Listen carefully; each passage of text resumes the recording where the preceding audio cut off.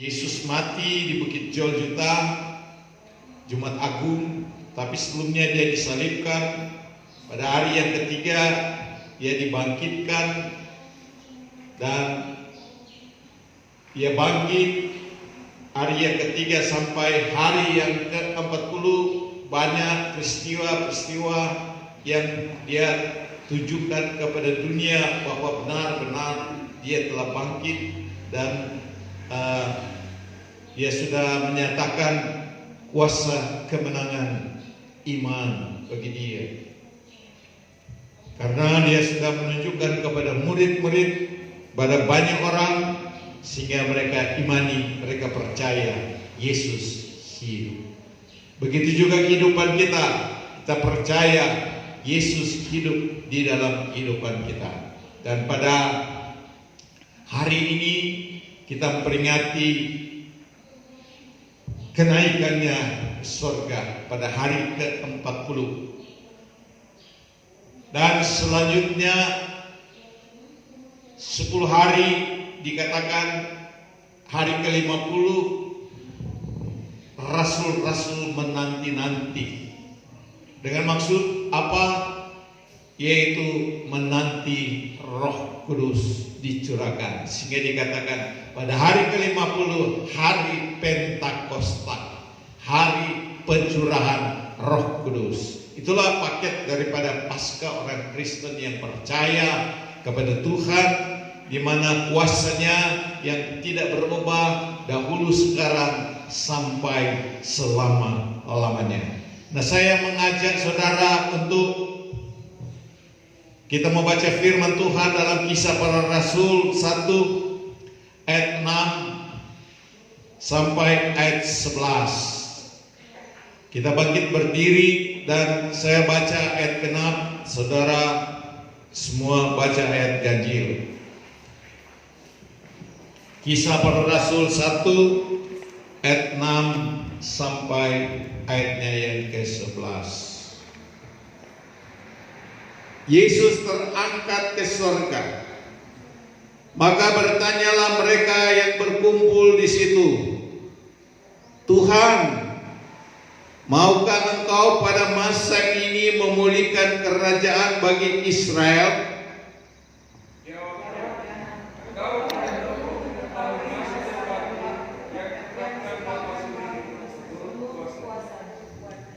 Tetapi kamu akan menerima kuasa kalau Roh Kudus turun ke atas kamu, dan kamu akan menjadi saksiku di Yerusalem dan di seluruh Yudea dan Samaria dan sampai ke ujung bumi.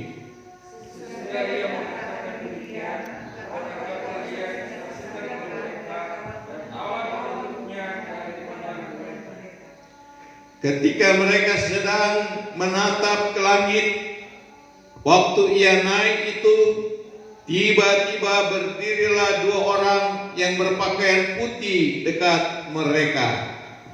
Dan berkata kepada mereka, "Hai orang-orang Galilea, mengapakah kamu berdiri melihat ke langit? Yesus ini yang terangkat ke surga meninggalkan kamu akan datang kembali dengan cara yang sama seperti kamu melihat dia naik ke surga." Kita sambut dengan satu pujian, mari masuk, mari masuk. Mari masuk, mari masuk, masuklah pintu hatiku, datang sekarang.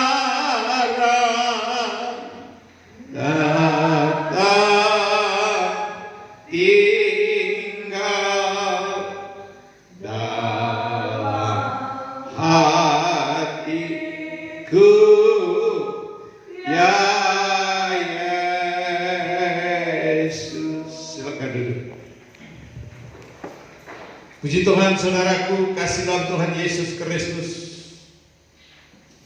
Kalau pada saat ini kita lagi boleh beribadah kepada Tuhan, peringati kenaikannya ke surga. Dan firman Tuhan dalam Kisah Para Rasul 1 ayat 6 ini sampai ayat 11, pada umumnya gereja-gereja menyampaikan berita firman ini. Seluruh dunia, Yesus terangkat ke surga. Yesus terangkat ke surga karena Dia telah menebus segala salah dan dosa umat manusia.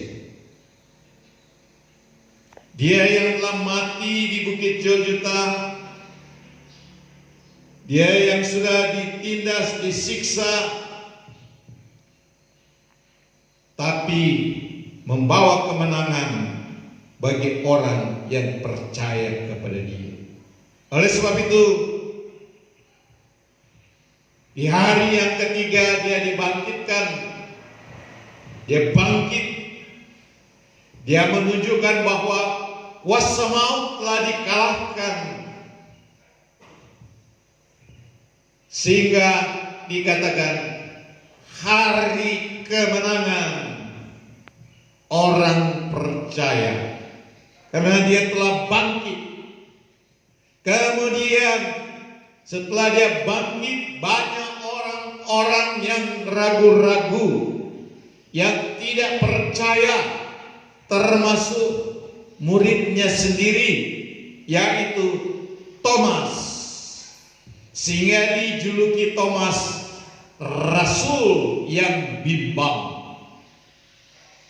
Bimbang dalam arti kurang percaya, percaya tidak, seperti perumpamaan air yang ada di daun talas. Dia kesana kemari, tetapi itulah yang dikatakan bimbang. Tetapi setelah dijamah oleh Yesus, Yesus sudah memperlihatkan wajahnya kepada Thomas. Thomas, lihatlah, cucukkanlah jarimu, karena engkau katakan, sebelum aku melihat aku tidak percaya. Nah, sekarang Yesus sudah memperlihatkan kehidupannya kepada Thomas. Thomas percaya dengan sungguh hati. Dia percaya Tuhanku, Allahku. Kalau Yesus telah disalibkan kepala di atas, biarlah aku disalibkan kepala di bawah. Pernyataan daripada Rasul Thomas ini. Ada juga murid-murid yang tidak mengakui bahwa dia sudah hidup. Tetapi setelah Yesus masuk menampakkan diri kepada murid-muridnya, mereka percaya Yesus ada.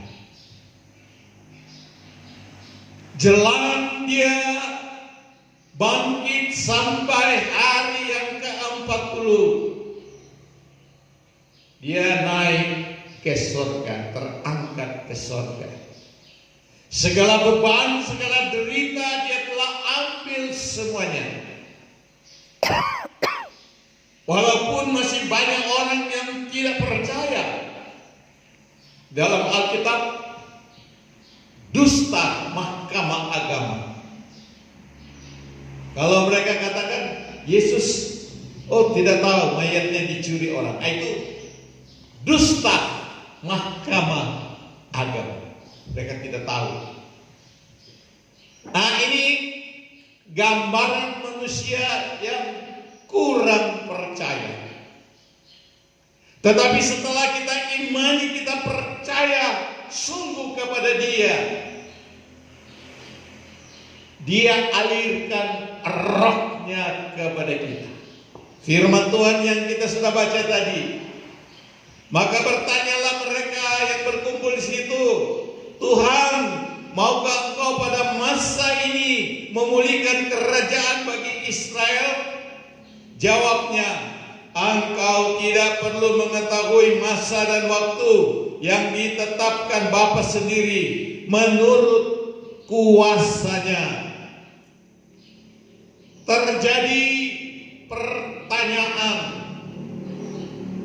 terjadi percakapan.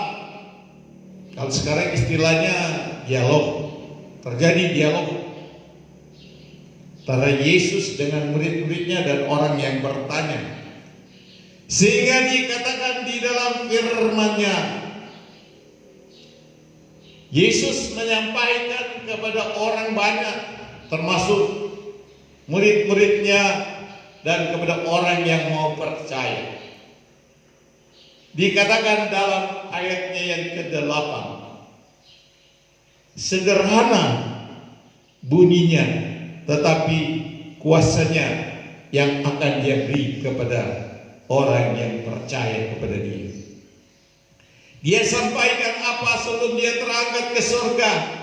Dia katakan begini, tetapi kamu akan menerima kuasa kalau Roh Kudus turun ke atas kamu, dan kamu akan menjadi saksiku di Yerusalem dan di seluruh Yudea dan Samaria sampai ke ujung bumi.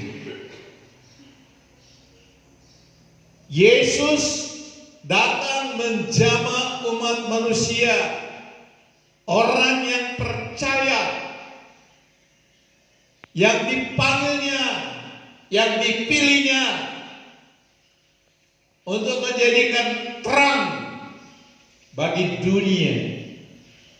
Kamu, dikatakan kamu, dia tidak bilang pendeta atau gembala atau nama orang, tapi kamu, semua orang, kamu adalah menjadi garam dan terang dunia. Jadi orang yang percaya, Tuhan beri Roh Kudus. Apa yang menjadi panggilannya, apa yang Tuhan beri bagi dia, harus dilaksanakan, harus dikerjakan. Nah, kuasa Roh Tuhan itu Dia beri kepada kita semua. Dia pakai kita di dalam keluarga, rumah tangga kita, di Yerusalem, di dalam keluarga, kemudian samping kiri, samping kanan, tetangga daripada Yerusalem, Yudea, tetangga. Kita jadikan, berikan saksi bagi mereka Injil kebenaran itu. Yesus itu adalah juru selamat. Yesus itu adalah pengampun dosa. Yesus itu mengampuni segala dosa kita. Dan Yesus itu adalah roti hidup. Yesus itu adalah guru yang terbesar. Bahkan Yesus itu adalah tabib yang agung. Kita harus sampaikan tetangga-tetangga kita. Kita harus sampaikan kepada saudara-saudara kita. Manakala berkenan, Dia katakan, sorong lagi ke Samaria. Samaria kota yang besar, penuh dengan tarikan-tarikan dunia, penuh dengan kemanisan dunia. Tetapi kalau Tuhan sudah bekali kita dengan Roh Tuhan, maka kita tidak tertarik lagi dengan kemanisan dunia. Kita berikan garam untuk memaniskan mereka, menyedapkan pikiran hati mereka. Garamnya yaitu firman Tuhan. Sehingga dikatakan garam dunia, terang dunia. Kita garami mereka dengan firman Tuhan. Kita terangi mereka dengan Roh Tuhan. Agar supaya mereka percaya sungguh bahwa Kristus Yesus hidup. Kristus Yesus itu ada. Oleh sebab itu dikatakan oleh firman-Nya, sampai ke ujung bumi. Jadi kita sudah lewati, manakala kita sukses. Tahap pertama sukses di Yerusalem, warga kita. Baru tahap kedua, tetangga kita Yudea. Tuhan beri kemampuan, sukses. Dia bawa lagi di tempat yang ramai, kota yang besar, Samaria. Kalau kita dinaungi oleh Tuhan, dipelihara oleh Tuhan, kalau kita tetap melekat kepada Tuhan, maka Tuhan sertai kita dalam tugas-tugas kita, permohonan kita. Bahkan kita diberi sampai kemanapun kita pergi, sampai ke ujung bumi. Tuhan beserta. Dia sertai dengan tanda-tanda, mujizat-mujizat, yaitu firman yang disampaikan. Tuhan meneguhkan kepada mereka. Di dalam Markus 16 ayatnya yang terakhir. Tanda-tanda ini menyertai orang-orang yang percaya. Mereka akan mengusir setan-setan demi namaku. Karena Tuhan sudah berikan kuasa kepada orang yang percaya. Mereka akan berbahasa-bahasa baru yang tidak diketahui oleh bahasa dunia. Bahasa-bahasa baru itu yang Tuhan meterangkan bagi orang-orang yang dipanggil, yang dipilihnya. Sehingga anugerah dan kasih setia Tuhan tetap Tuhan iringi. Tuhan tetap melindungi. Dan Tuhan tetap beri. Manakala selalu kita minta Dia masuk di dalam hati pikiran kita. Oleh sebab itu, lagu tadi saya katakan, mari masuk, mari masuk. Kita meminta masuk roh Tuhan di dalam kehidupan kita. Kalau roh Tuhan hadir di dalam kehidupan kita, apa saja yang kita kerjakan, Tuhan buat berhasil. Amin, saudaraku. Mari kita lihat contoh satu pembacaan firman Tuhan dalam Alkitab 1 Samuel 10 ayat 6 sampai 7. Saya minta tolong siapa yang sudah dapat 1 Samuel 10 ya, ayat 6 sampai ayat 7. Tolong baca. Firman Tuhan 1 Samuel 10 ayat 6 dan 7. Maka roh Tuhan akan berkuasa atasmu. Maka roh Tuhan akan berkuasa atasmu. Engkau akan kepenuhan bersama-sama dengan mereka dan berubah menjadi manusia lain. Engkau akan bersama-sama dengan mereka menjadi dapat kepenuhan bersama-sama dengan orang lain. Ayat 7. Apabila tanda-tanda ini terjadi kepadamu, lakukanlah apa saja yang didapat oleh tanganmu, sebab Allah menyertai engkau. Amin. Allah menyertai. Manakala tanda-tanda ini Dia beri kepada kita, apa saja yang kita kerjakan, Dia buat berhasil. Tanda-tanda yang Dia sudah alirkan kuasa, Roh Kudus sudah menyertai kita. Kita sudah dapat membedakan mana yang baik, mana yang tidak baik. Yang baik tersimpan di dalam tanah hati kita, yang tidak baik kita keluarkan, karena Tuhan menyertai kita.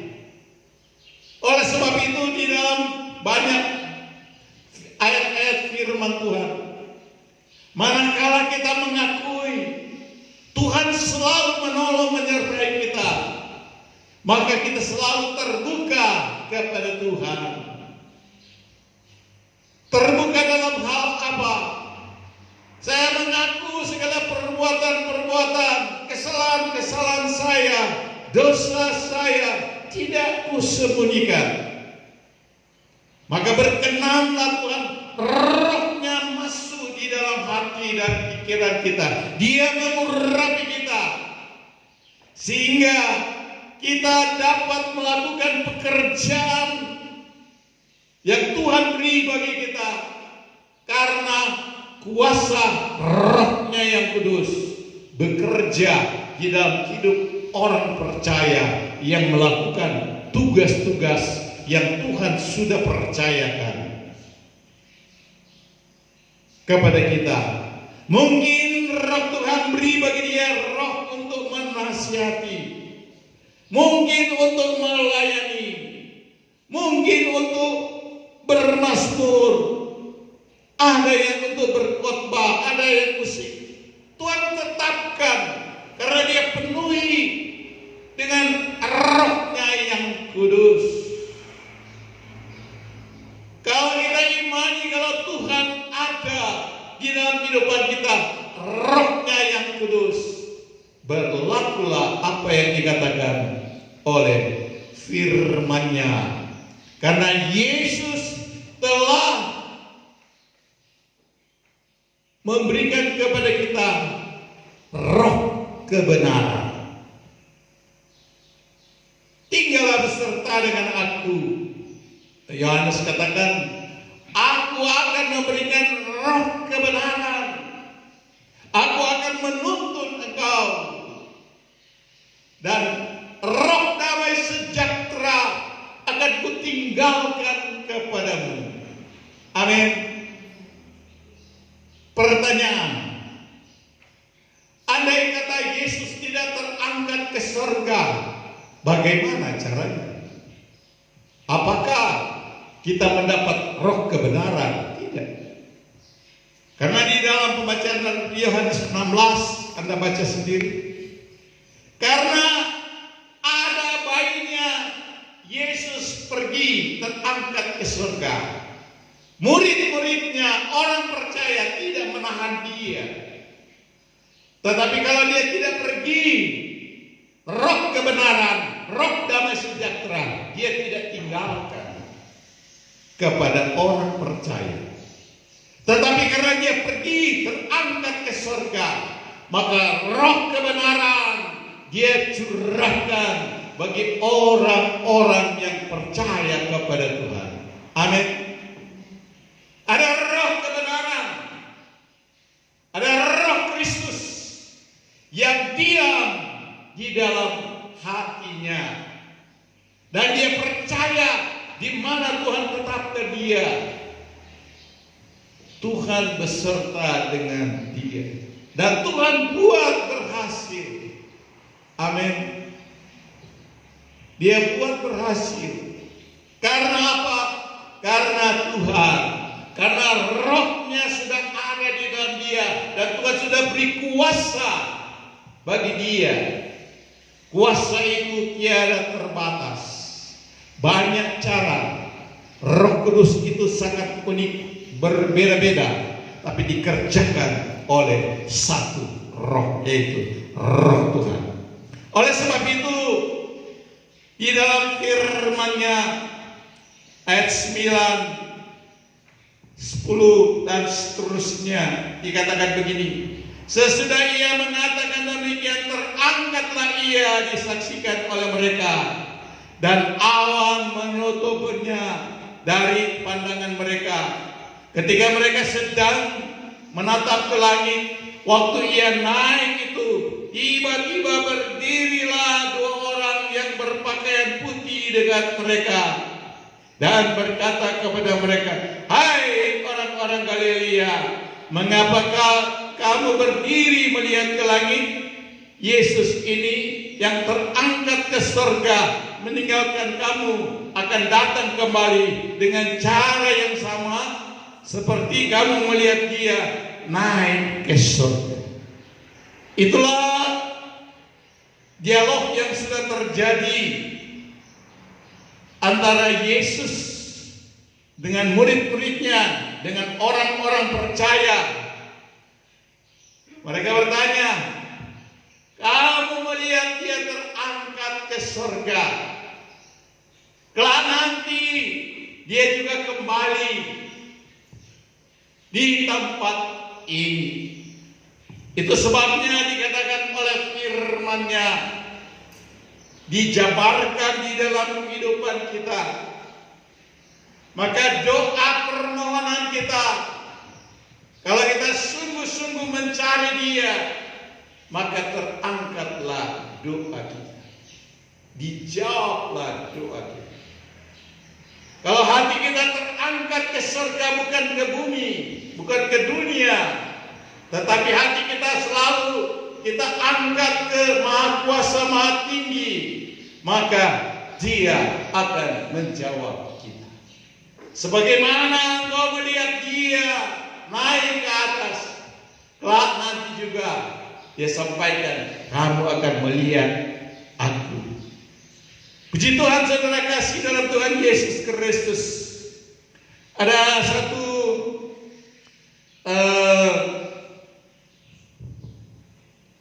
dua ayat di dalam firman Tuhan dalam Perjanjian Lama. Dua Raja-Raja 2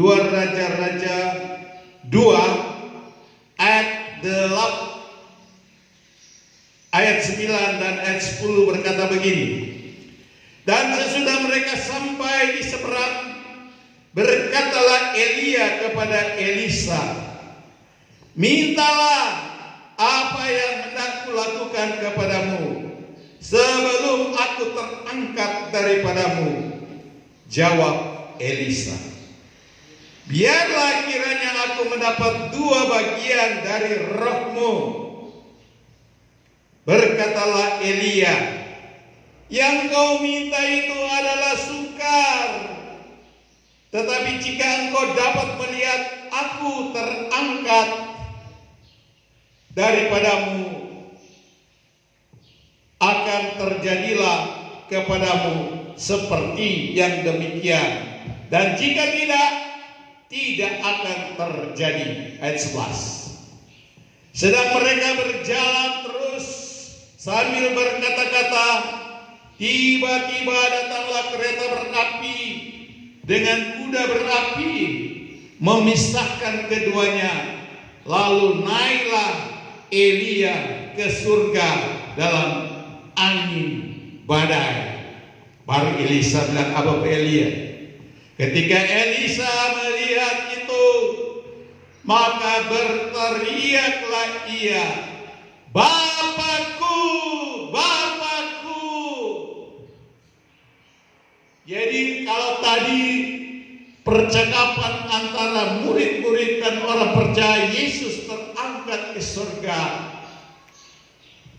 gambaran di dalam Perjanjian Lama Elia dan Elisa. Elisa sudah tahu, kalau membaca ayat-ayat sebelumnya, mereka katakan, rombongan Nabi katakan kepada Elisa, sudah tahukah kamu bahwa bapamu akan terangkat ke surga? Elisa jawab apa? Sudah, diam. Berulang kali ke Yeriko, menyeberang sungai Yordan. Sudah tahukah kamu bahwa hari ini juga bapamu akan terangkat ke surga? Elisa bilang apa? Diamlah, aku tahu. Roh Elisa dan roh Elia sudah menyatu. Apa yang dikerjakan nanti oleh Elia, Elisa sudah tahu. Seperti pesan daripada firman Tuhan tadi, Kisah 1 ayat 8. Rohnya dia sudah tahu, sehingga terjadi percakapan. Elia sampaikan kepada Elisa, Elisa, mintalah apa yang kau perlukan padaku sebelum aku terangkat ke surga. Ya percaya. Ya hidup mengangkat. Tadi kan kita berangkat angin badai. Ada, kalau secara manusia ada hidup-hidup, semua angka, semua terbang. Tidak. Cara manusia. Tetapi firman Tuhan, roh Tuhan memberikan jawaban.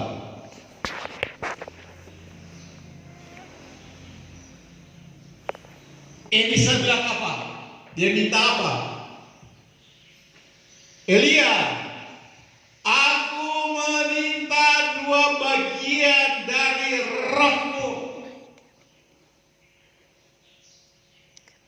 2 bagian. 2 bagian kalau saya baca di terjemahan lama, roh yang ada pada Elia, rohnya, dan roh Tuhan yang ada pada Elia. Jadi pikiran, pekerjaan, pelaksanaan, tugas-tugas yang ada pada Elia, ini Elisa